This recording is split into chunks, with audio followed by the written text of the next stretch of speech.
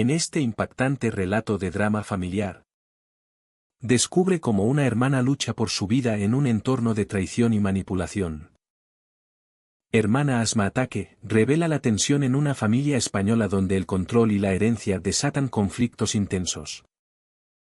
Sigue la historia de Raquel, quien enfrenta a su hermano Carlos en una batalla legal llena de giros emocionales y revelaciones sorprendentes.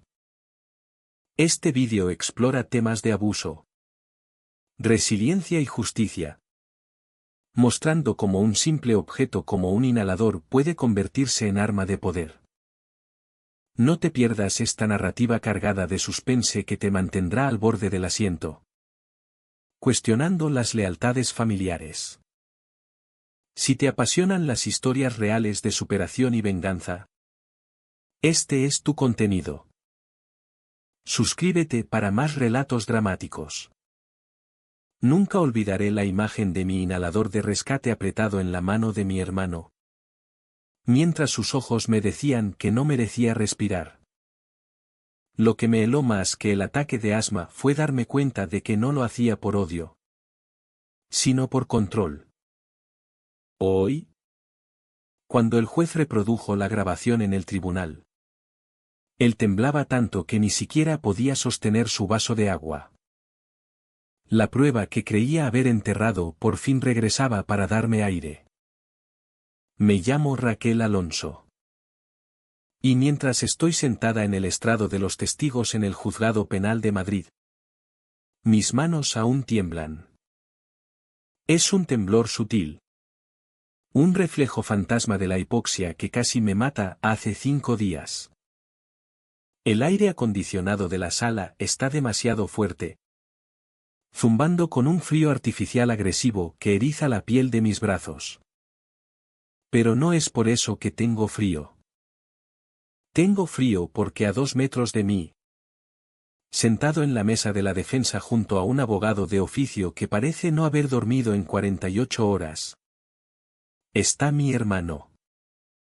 Carlos Delgado tiene 29 años. Pero hoy parece un niño que se da cuenta demasiado tarde de que las cerillas con las que jugaba han incendiado todo el barrio. Está mirando el suelo de linóleo rayado con tal intensidad que sé que ruega por un terremoto. Quiere que la tierra se abra y lo trague entero. Quiere estar en cualquier lugar menos aquí. En esta sala que huele a abrillantador de limón y ansiedad rancia. Escuchando cómo un fiscal desmonta su vida. ¿El fiscal? Un hombre con una voz como grava bajo un neumático pesado. Se aleja del podio. Aún no mira al jurado. Mira a Carlos. El silencio en la sala es pesado. Presurizado. Se siente como el momento antes de que una tormenta rompa sobre la Sierra de Madrid. Señoras y señores del jurado. Comienza el fiscal. Con volumen bajo. Obligando a todos a inclinarse hacia adelante. Estamos acostumbrados a casos de violencia doméstica donde los instrumentos de daño son obvios. Buscamos moretones. Buscamos cuchillos. Buscamos armas de fuego. Hace una pausa, dejando que las palabras floten en el aire estéril. Pero en este caso, el arma no fue una pistola. El arma no fue una hoja. El arma fue la privación deliberada y calculada de un medicamento salvavidas. Toda la sala parece congelarse. Veo a una jurado en la primera fila. Una mujer de mediana edad con ojos amables, que aprieta los labios. Mira a Carlos. Y por primera vez veo el cambio. Hasta este momento, esto era solo una disputa familiar que se salió de control. Era un hermano y una hermana peleando por una herencia o una casa. Pero con esa sola frase, el fiscal ha quitado el barniz doméstico. Esto ya no es una tragedia familiar. Es un expediente criminal. El Estado desea reproducir la prueba A. Anuncia el fiscal, la llamada al 112 realizada a las 6:13 de la mañana del martes.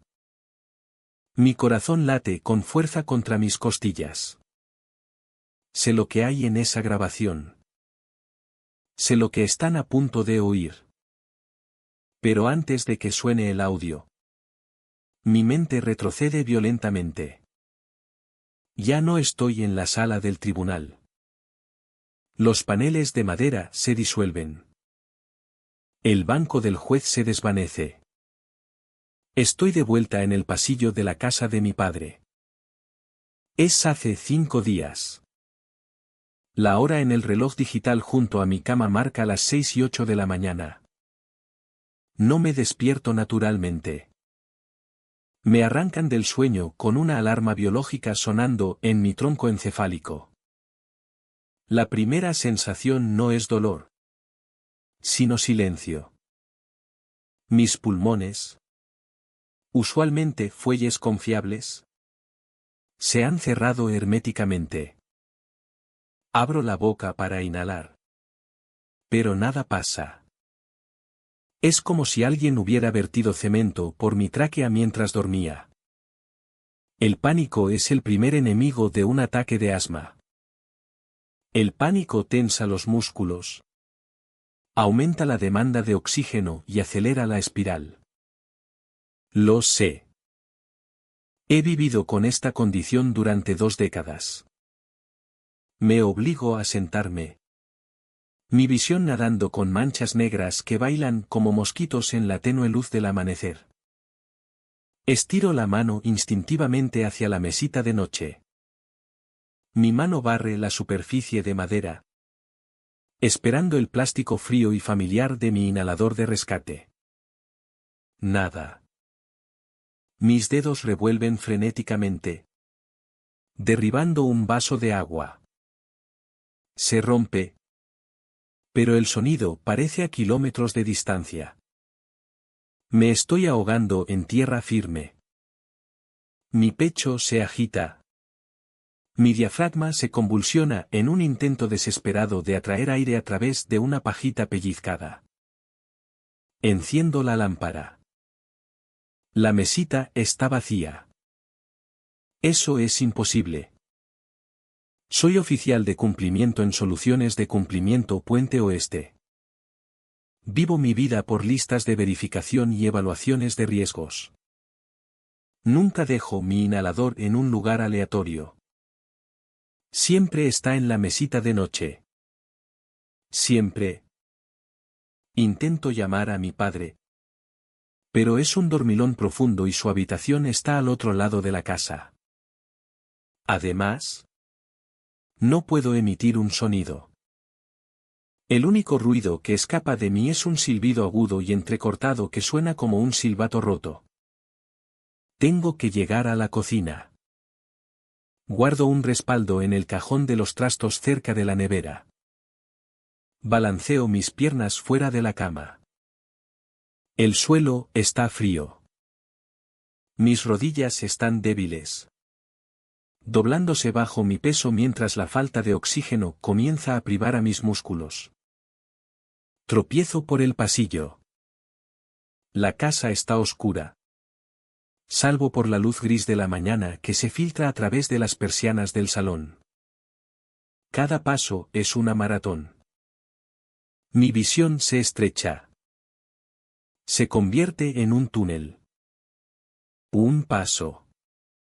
Respira. Nada entra. 2 pasos. No entres en pánico. 3 pasos. Vas a morir en este pasillo. Empujo el pensamiento lejos. Me arrastro a lo largo de la pared. Mis uñas raspando contra el papel pintado. Llego al arco de la cocina y entonces lo veo. Carlos está allí de pie. Se apoya casualmente contra la isla de granito. Completamente vestido. Lleva su sudadera azul marino favorita y vaqueros. Una taza de café humeando en la encimera a su lado. parece que ha estado despierto durante horas. Parece calmado. Parece preparado. Me derrumbo de rodillas en la entrada de la cocina, agarrándome la garganta. Mis pulmones arden ahora. Un fuego abrasador que irradia a través de mi pecho. Lo miro suplicante con los ojos. No puedo hablar. No puedo rogar. Solo puedo mirar. Carlos no corre hacia mí. No deja caer su taza de café en shock. No busca el teléfono para llamar a ayuda. Sonríe. Es una sonrisa pequeña y tensa. No llega a sus ojos. Sus ojos son planos. Cosas muertas. Levanta su mano derecha. En su palma descansa mi inhalador azul de albuterol. El de respaldo del cajón. No. Entorno los ojos a través de la niebla gris en mi visión. Tiene el pequeño rasguño en la tapa. Ese es el de mi mesita de noche. Entró en mi habitación mientras dormía. Lo tomó y luego vino aquí a esperar. Estiro una mano temblorosa. Mis dedos arañando el aire. Necesito esa medicina. La necesito más de lo que he necesitado nada en mis 33 años de vida. Carlos inclina la cabeza a un lado, viéndome jadear como un pez arrojado a un muelle. Jadea. Perdedora. Susurra. Las palabras son suaves. Pero en el silencio de la mañana, me golpean con la fuerza de un golpe físico. Es una burla infantil. Algo que solía decir cuando teníamos 12 años y jugábamos al pilla-pilla en el patio trasero. Pero no tenemos 12. Estoy muriendo en el suelo de la cocina y él sostiene lo único que puede salvarme. Comienza a girar el inhalador en su mano. De un extremo al otro como una moneda. Giro. Atrapa. Giro. Atrapa. El movimiento rítmico es hipnótico y terrorífico. Necesito. Intento forzar las palabras. Pero se disuelven en un gorgoteo estrangulado. Carlos detiene el giro del inhalador. Lo agarra fuerte. Sus nudillos blancos. Toma un sorbo de su café. Sin quitarme los ojos de encima. ¿Pareces desesperada? Raquel. Dice. Su voz conversacional. Como si estuviéramos discutiendo el tiempo. Pareces alguien que aceptaría cualquier cosa ahora mismo.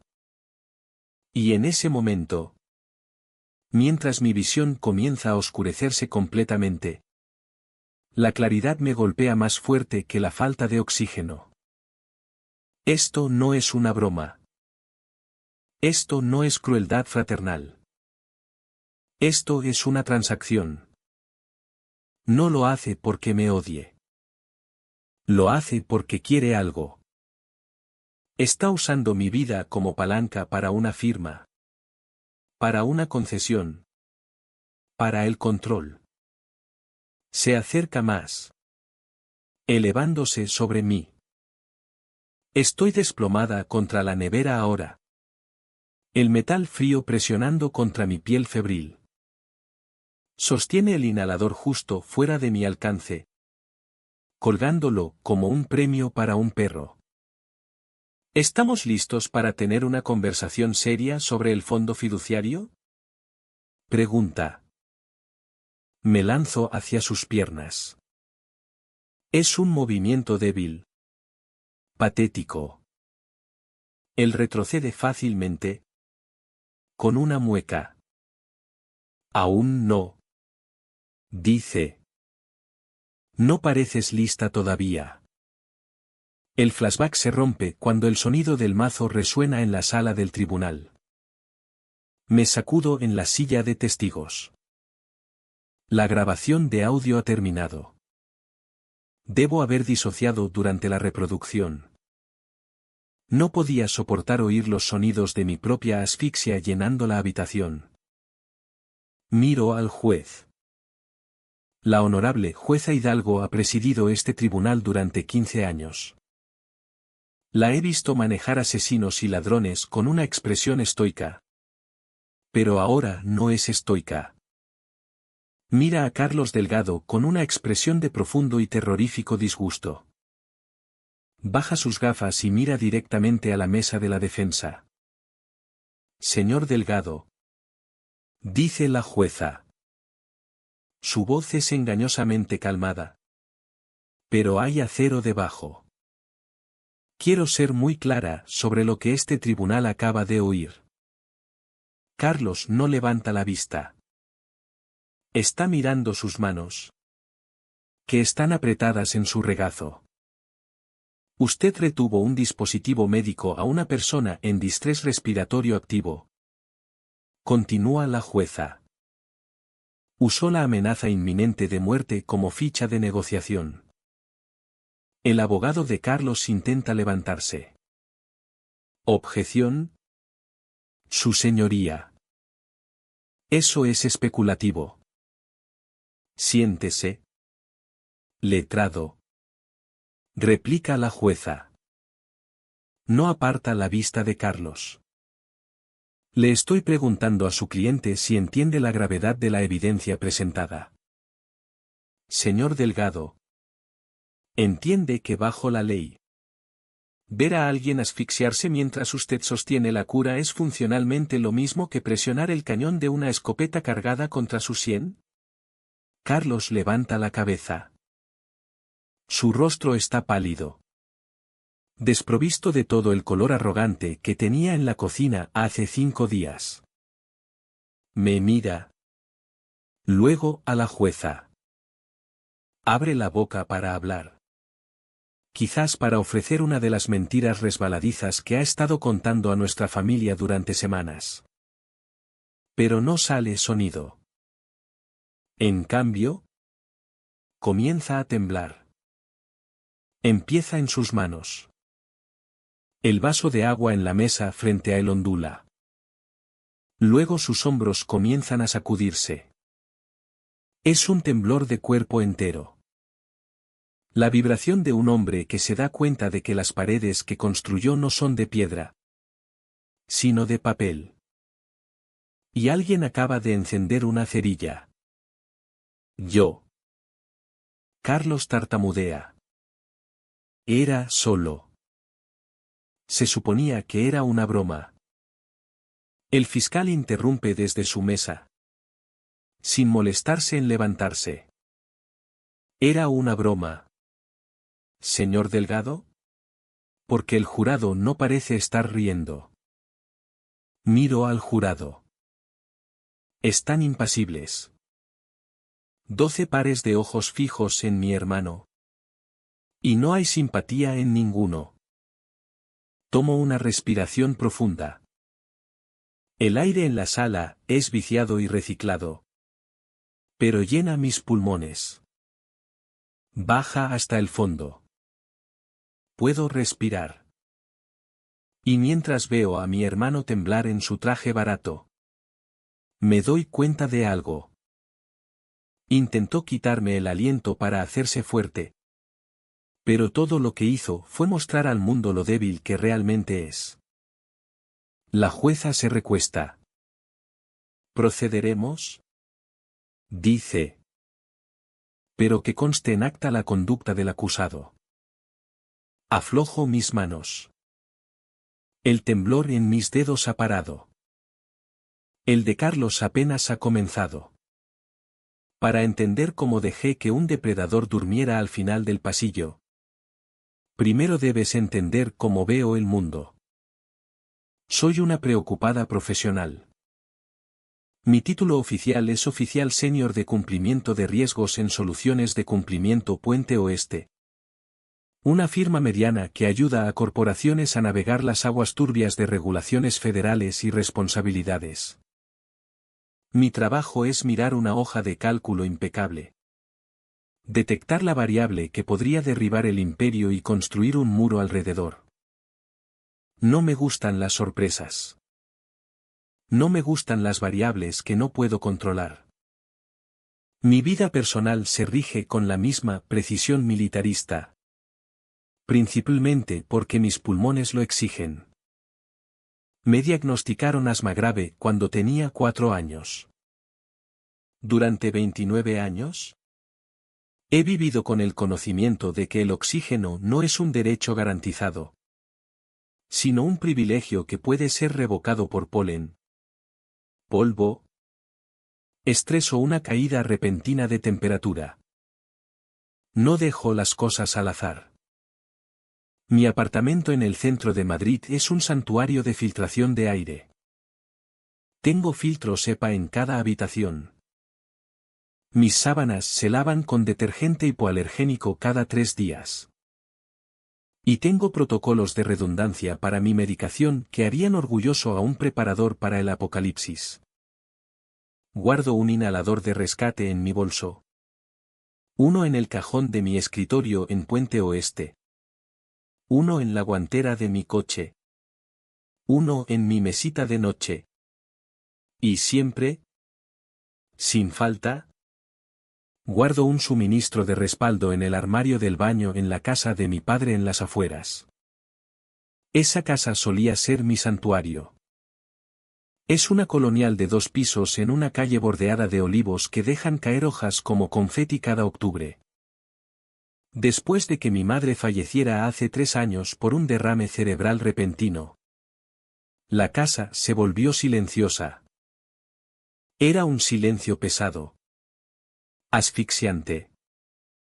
Mi padre, Santiago Delgado, no sabía cómo llenar el espacio que ella dejó. Es un ingeniero estructural jubilado. Un hombre que entiende muros portantes. Pero no tiene idea de cómo soportar estructuralmente su propio duelo. Comenzó a encoger. Dejó de ir a su club de golf. Dejó de cocinar. Pasaba sus días sentado en su sillón de cuero, viendo las noticias y esperando que sonara el teléfono. Yo era la que llamaba. Conducía 3 veces por semana para revisar su nevera, pagar sus facturas y asegurarme de que no comiera cereales para la cena todas las noches. Teníamos un ritmo. Era triste, pero estable.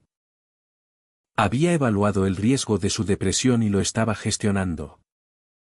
Entonces Carlos volvió a casa. Fue hace 6 semanas. Recuerdo la fecha porque era un martes. Y acababa de cerrar una auditoría de cumplimiento masiva para una empresa de logística. Conduje a la casa de papá sintiéndome triunfante, esperando encontrarlo dormido frente al televisor. En cambio, entré en una casa que olía a filete caro y colonia desconocida. Carlos estaba en la cocina. Mi hermano siempre ha sido guapo de una manera que hace que la gente quiera perdonarlo. Tiene el mismo cabello oscuro que nuestro padre. Pero donde los ojos de papá son cálidos y arrugados por la preocupación, los de Carlos son brillantes, afilados e inquietos. Llevaba un traje que parecía a medida, pero los puños estaban deshilachados. Nos contó una historia esa noche durante una cena que él había cocinado. Habló de una startup tecnológica en Barcelona. Una app visionaria que iba a revolucionar la gestión de cadenas de suministro. Usó palabras de moda como disrupción e integración vertical. Dijo que el capital de riesgo se había secado por el mercado. Por mal timing. Por socios celosos. Nunca dijo que falló. Dijo que el mundo le había fallado. Estaba arruinado. Necesitaba un lugar para quedarse unas semanas mientras pivotaba a su siguiente venture. Papá se lo tragó. Vi cómo el rostro de mi padre se transformaba. El gris vertido del duelo desapareció, reemplazado por el rubor del propósito. Su hijo estaba en casa. Su hijo lo necesitaba. Papá le ofreció la suite de invitados antes de que sirvieran el postre. Yo me senté allí cortando mi filete en cuadrados precisos y sentí un frío hormigueo en la base de mi cuello. En mi línea de trabajo. A esto lo llamamos una bandera roja. La narrativa era demasiado limpia. La victimización era demasiado curada. Pero miré a mi padre, que sonreía por primera vez en años. Y tragué mis dudas. Me dije que estaba siendo cínica. Me dije que la familia merece el beneficio de la duda. Ese fue mi primer error en la evaluación de riesgos. Las primeras 2 semanas fueron engañosamente normales. Carlos era el hijo modelo. Cortó el césped sin que se lo pidieran. Arregló el grifo que goteaba en el baño de abajo.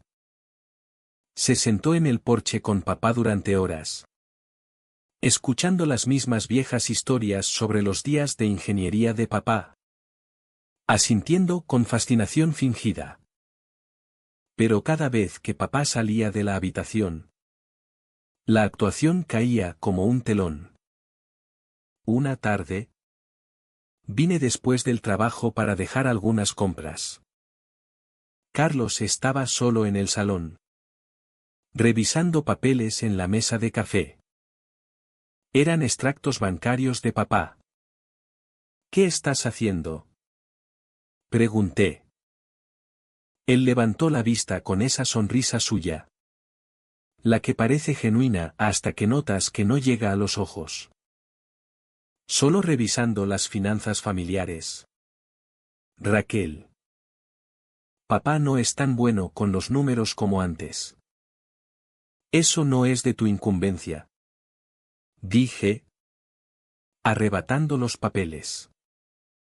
Yo me encargo de eso. Él se encogió de hombros. Alguien tiene que proteger el patrimonio. Tú estás demasiado ocupada con tu trabajo de burócrata. Fue un comentario casual.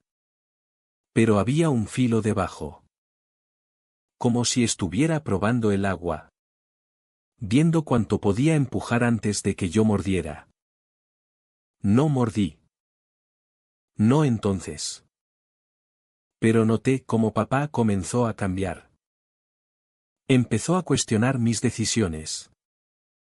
¿Por qué no invertimos en esa idea de Carlos? Suena prometedora. Oh, Carlos dice que el fondo fiduciario podría usarse mejor. El fondo fiduciario era el legado de mamá. Ella lo había establecido antes de morir, nombrándome a mí como fiduciaria principal porque sabía que Carlos era impulsivo. Un gastador. El fondo era para cubrir los cuidados de papá si empeoraba. Y para dividir equitativamente entre nosotros después. Pero Carlos lo veía como su boleto para el próximo gran cosa. Intenté advertir a papá. Carlos tiene un historial de malas inversiones. Recuerda esa franquicia de comida rápida en Valencia que quebró. Pero papá agitaba la mano. Eso fue mala suerte. Tu hermano ha madurado. Entonces comenzaron las pequeñas manipulaciones. Primero, mi inhalador desapareció de la mesita de noche una noche que me quedé a dormir. Lo encontré en el baño. En el armario equivocado. Debo haberlo dejado allí por accidente.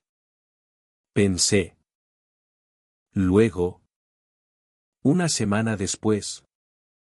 El respaldo de la cocina no estaba. Lo encontré en el garaje.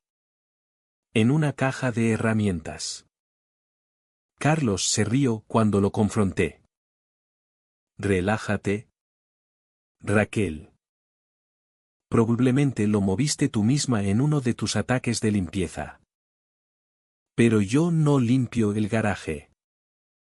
Y entonces llegó el correo. Una carta del banco notificando un intento de transferencia desde la cuenta de papá a una cuenta en Barcelona. El monto, 10.000 euros. Llamé al banco inmediatamente. Fue denegado porque requería mi firma como cofirmante. Confronté a Carlos esa noche. Él lo negó al principio. Luego admitió con una sonrisa. Solo estaba probando si el sistema funcionaba. Papá me pidió que lo verificara. Papá lo negó cuando le pregunté. No recuerdo eso.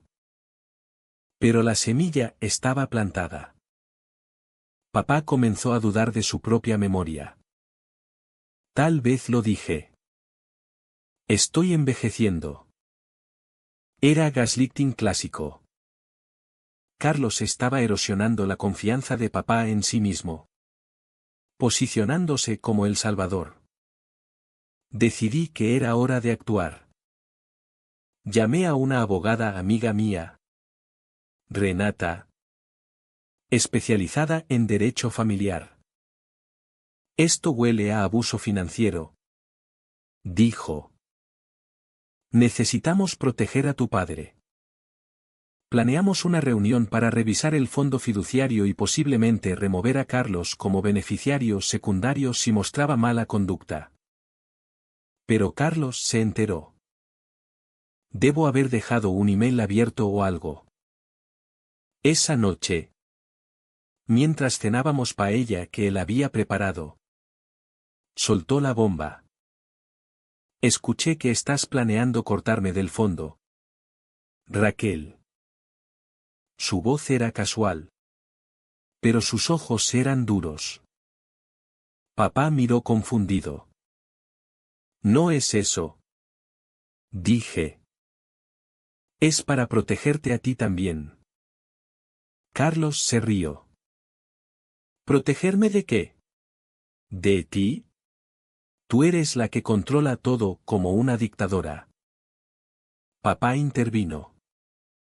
No peleemos. Pero el daño estaba hecho. Carlos había convertido una medida protectora en un ataque personal.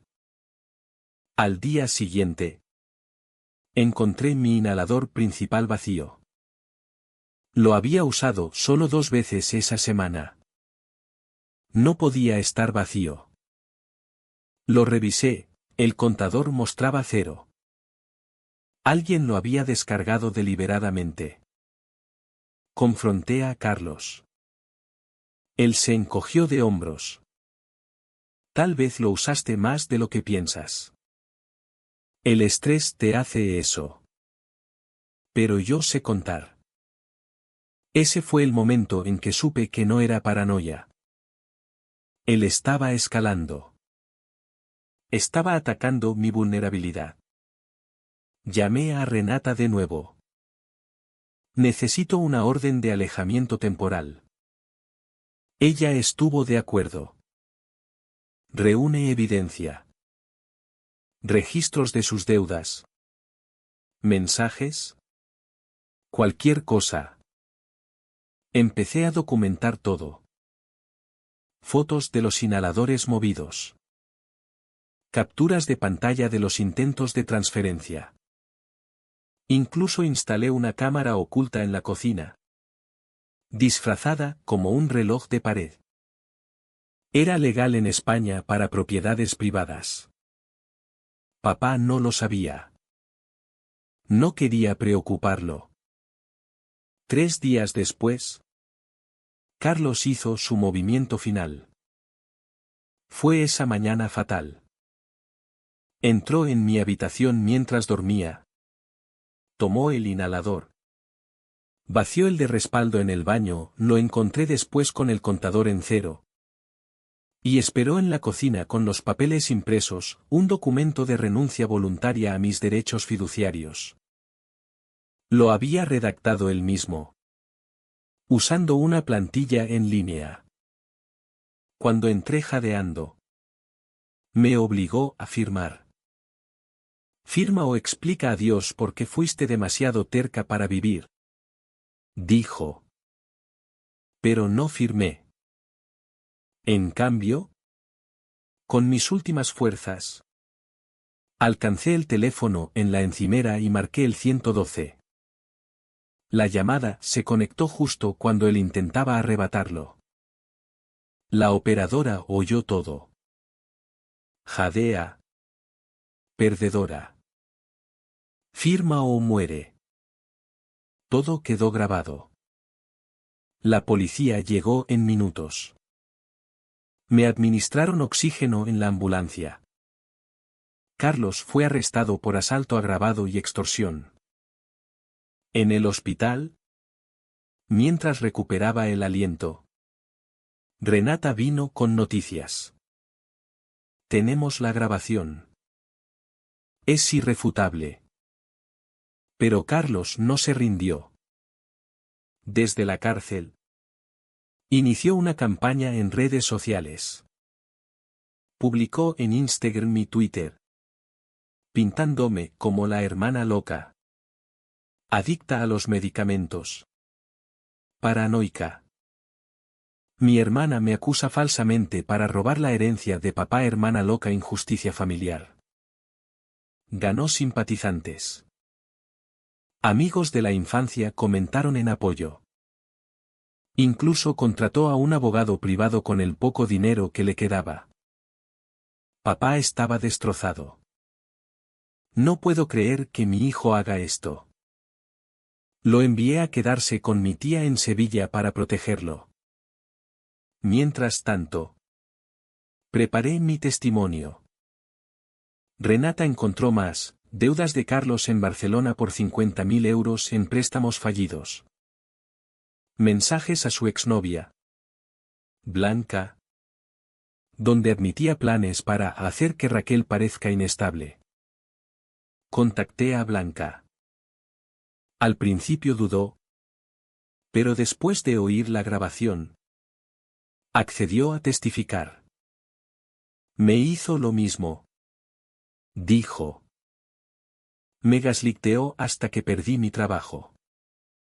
La noche antes del juicio, revisé la evidencia una vez más.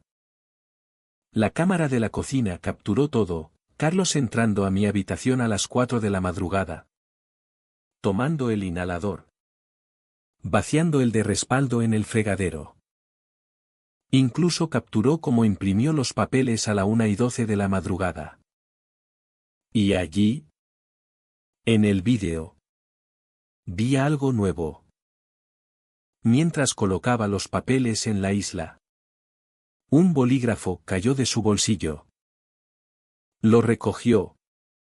Pero la cámara lo capturó, era un bolígrafo con el logo de un bufete de abogados en Barcelona.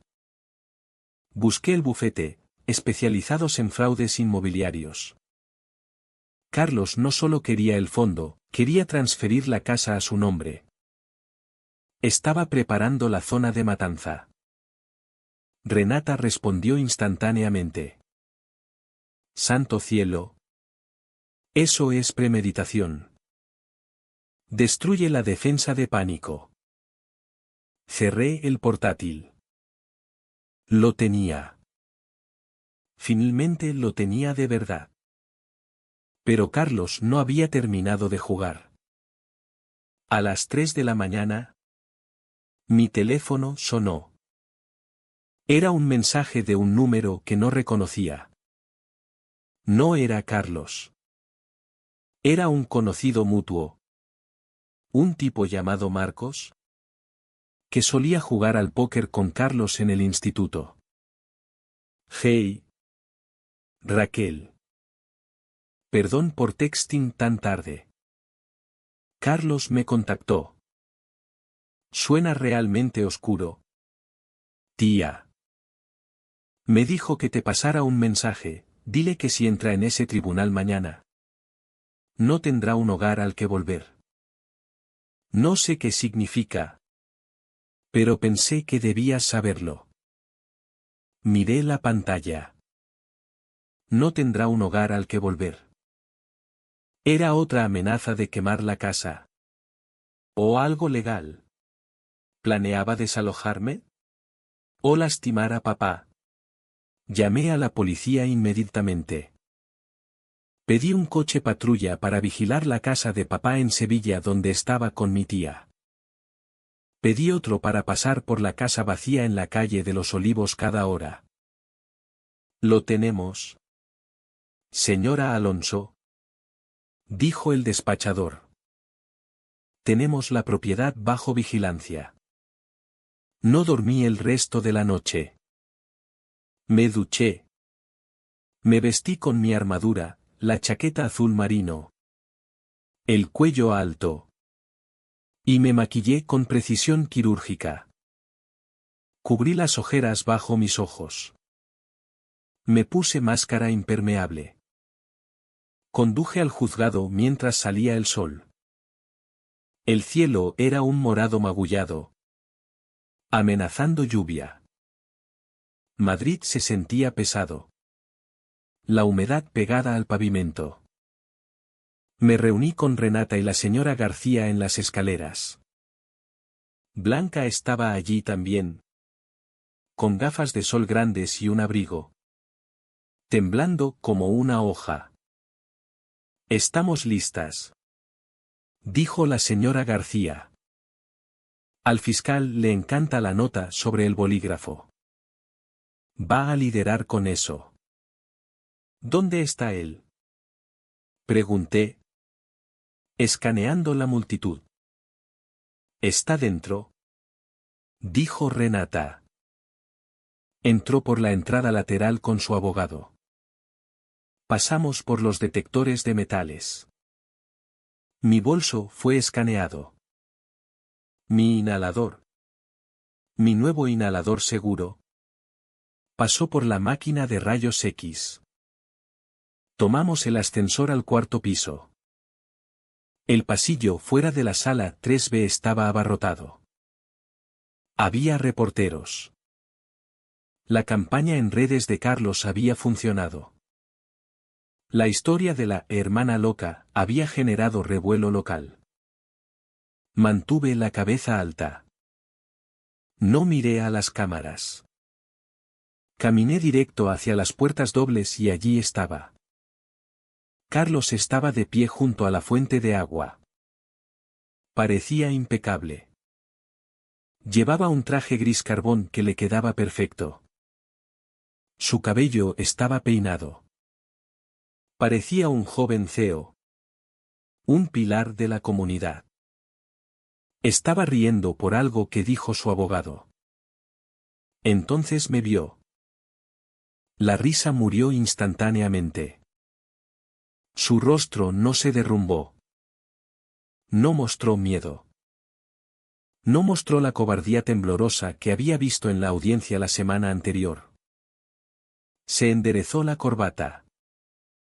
Se apartó de su abogado y caminó hacia las puertas. Intersectando mi camino. Estábamos a 1 metro de distancia. El alguacil vigilaba. Pero estábamos lo suficientemente cerca para tocarnos. Carlos se detuvo. Me miró de arriba abajo. Sus ojos deteniéndose en mi pecho. Comprobando si respiraba rápido. Comprobando si tenía miedo. No respiraba rápido. Respiraba profundo. Se inclinó ligeramente. Lo suficiente para que solo yo viera su rostro claramente. No habló en voz alta. Sabía que no debía darme una grabación de audio. Me miró directo a los ojos y articuló 5 palabras. ¿Crees que has ganado? Luego sonrió una sonrisa terrorífica y genuina y empujó las puertas del tribunal. Me quedé allí un segundo. El aire frío de la sala lavándome. Raquel. Renata tocó mi brazo. ¿Qué dijo? Cree que tiene un as. Dije. Mi voz firme. Cree que tiene un último movimiento. Agarré el asa de mi maletín. Dentro estaba la unidad USB con el vídeo. Dentro estaba el registro de las direcciones IP. Dentro estaba la verdad. Vamos a ver qué es. Dije. Lo seguí al interior del tribunal. Las pesadas puertas se cerraron detrás de nosotros, sellándonos. El aire era fino, reciclado y olía a juicio. Pero por primera vez en mi vida, no necesitaba un inhalador para sobrevivirlo. Solo necesitaba que la verdad fuera más fuerte que sus mentiras. La sala del tribunal olía a cera para pisos y adrenalina rancia. Mi abogada, la señora García, se sentó a mi lado como una estatua de piedra. Su mano descansando ligeramente en mi brazo para mantenerme anclada. Al otro lado del pasillo, Carlos se sentó con su abogado defensor. Un hombre llamado señor Serrano, que llevaba un traje que costaba más que mi coche. Serrano se levantó para dar su argumento de apertura. No miró al juez. Miró a la galería, jugando para los reporteros en la última fila. Su señoría, comenzó Serrano, su voz suave y practicada. Este caso es una tragedia, pero no criminal. Es una tragedia de salud mental.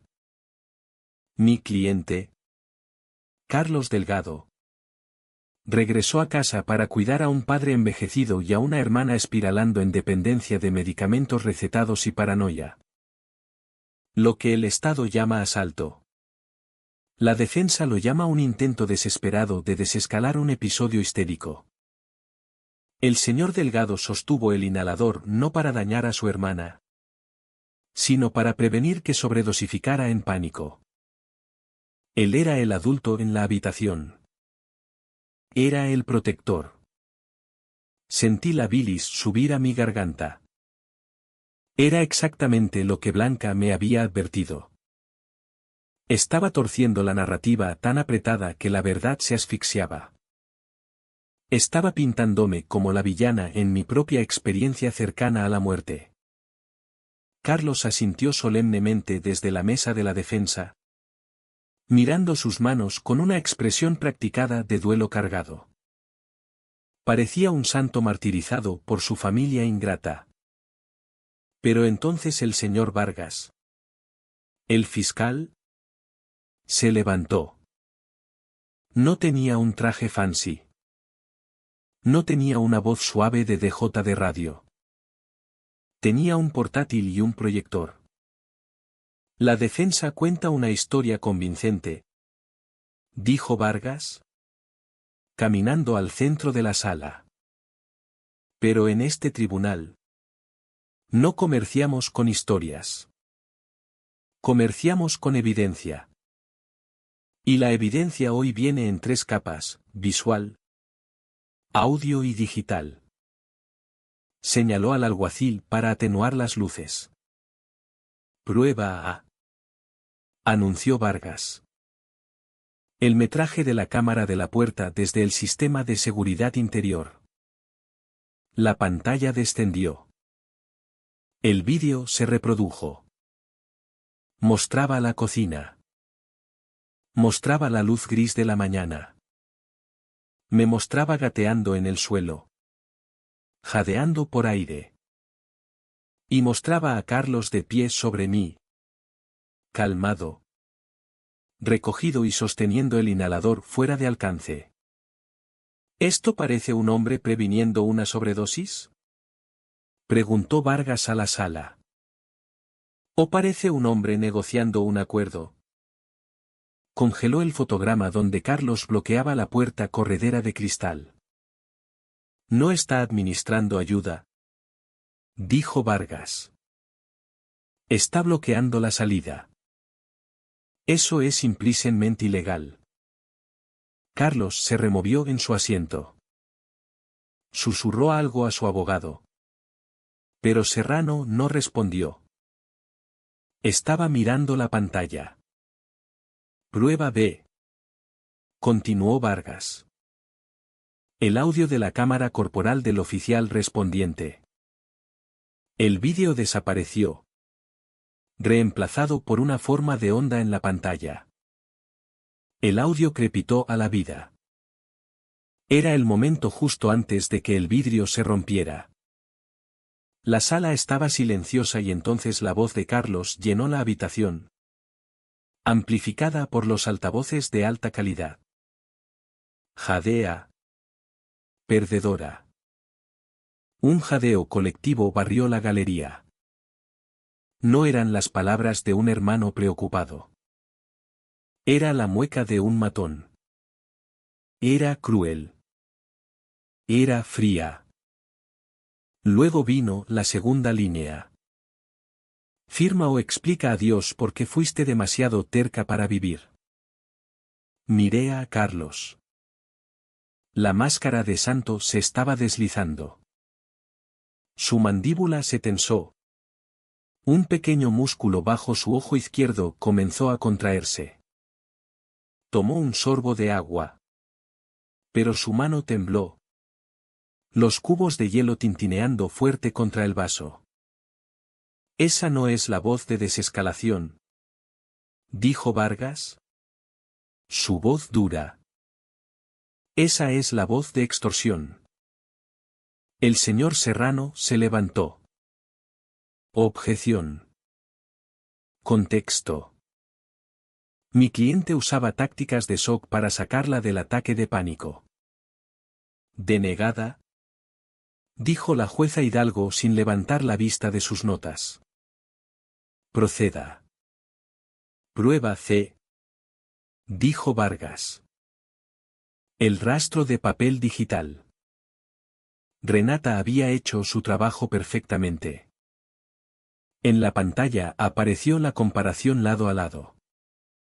A la izquierda, el borrador del documento de renuncia voluntaria a derechos encontrado en la memoria de la impresora. Con sello de tiempo a la 1:12 de la mañana. A la derecha. Una foto de los papeles esparcidos en el suelo de la cocina tomada por la unidad de escena del crimen. Esto no fue una decisión espontánea, argumentó Vargas. El señor Delgado redactó este documento 5 horas antes del ataque. Lo imprimió. Lo tenía listo. Esperó a que la víctima fuera vulnerable.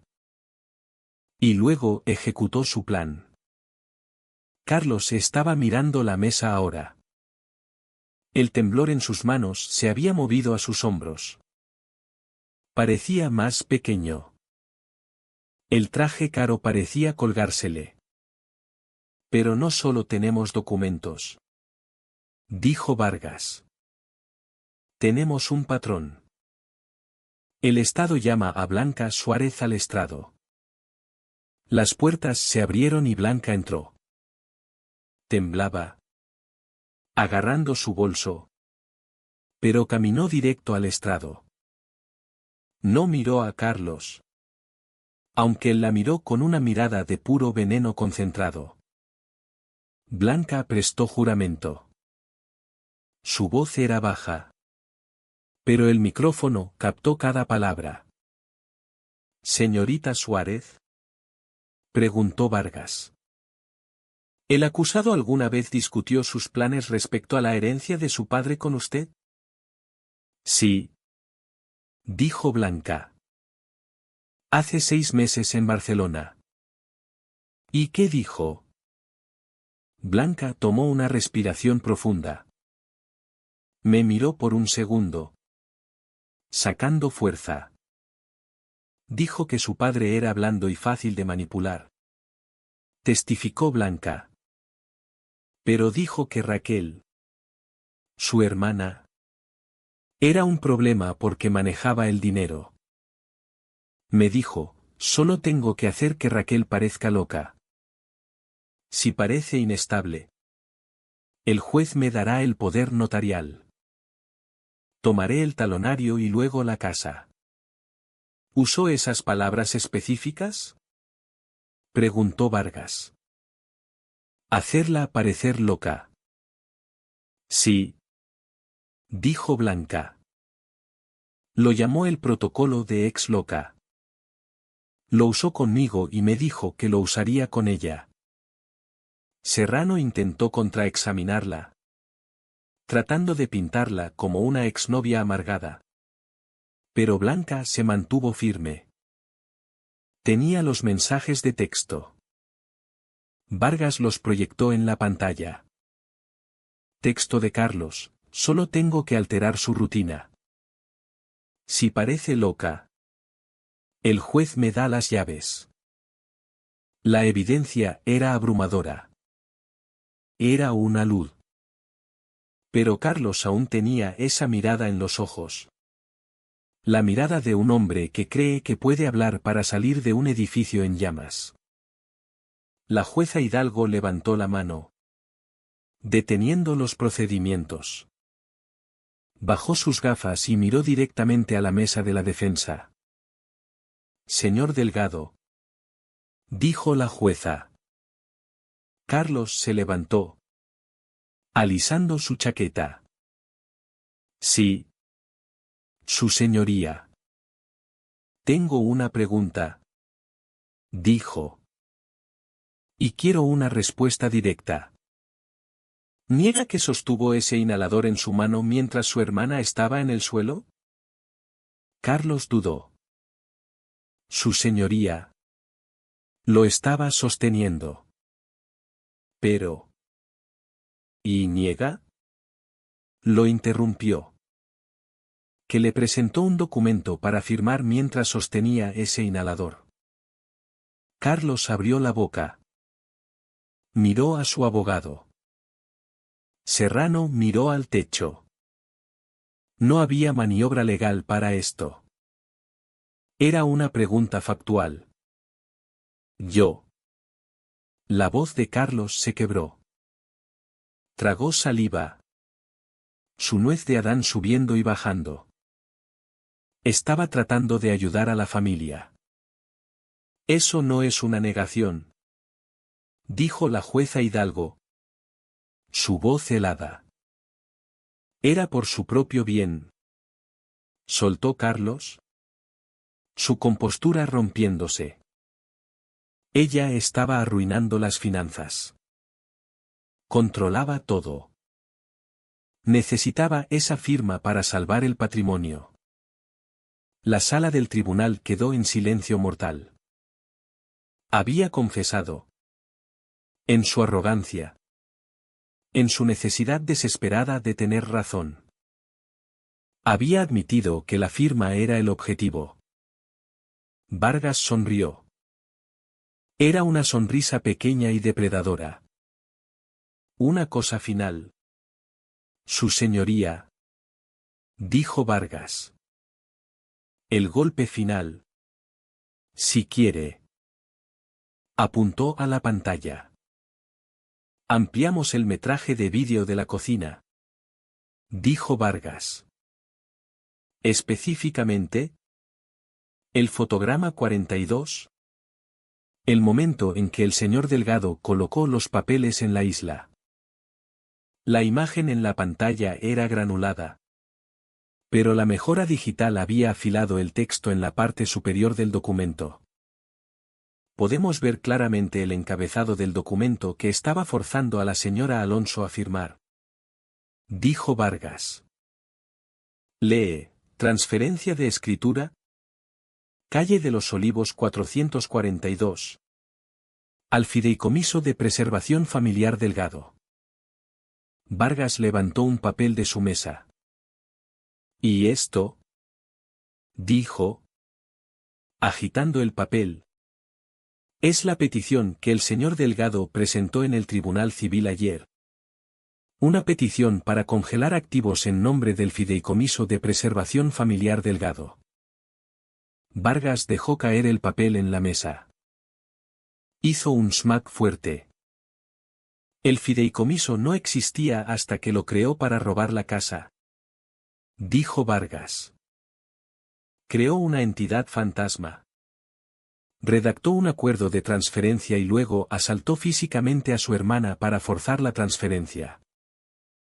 Esto no es una disputa doméstica. Esto es crimen organizado.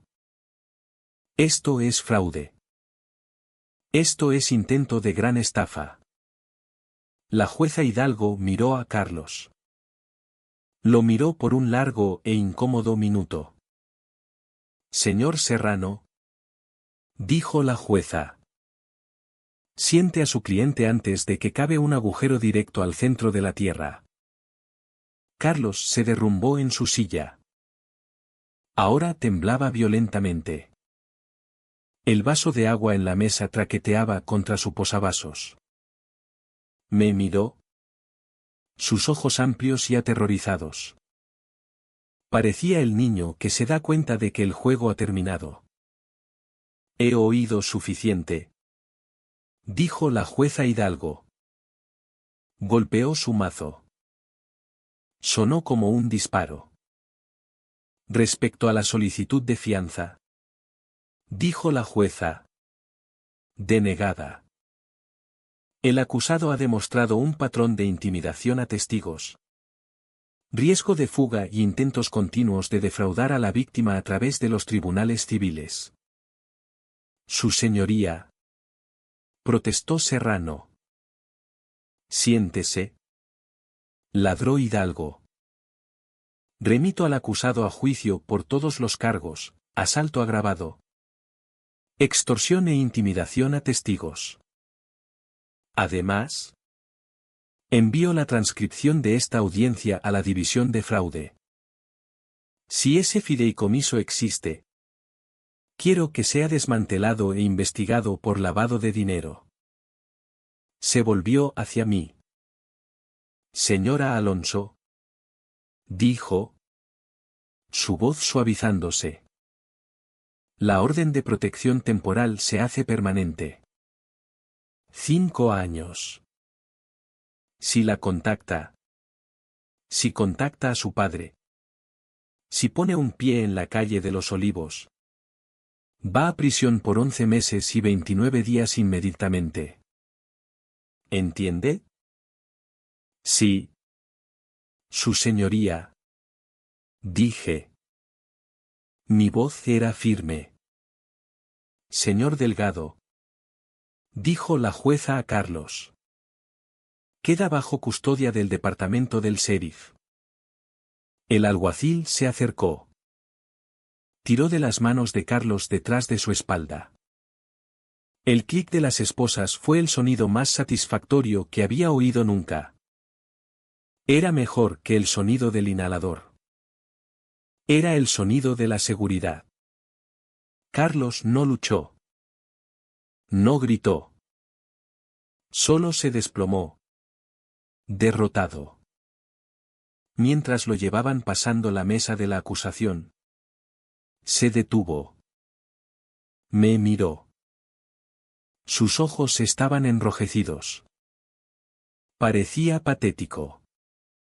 Raquel, susurró.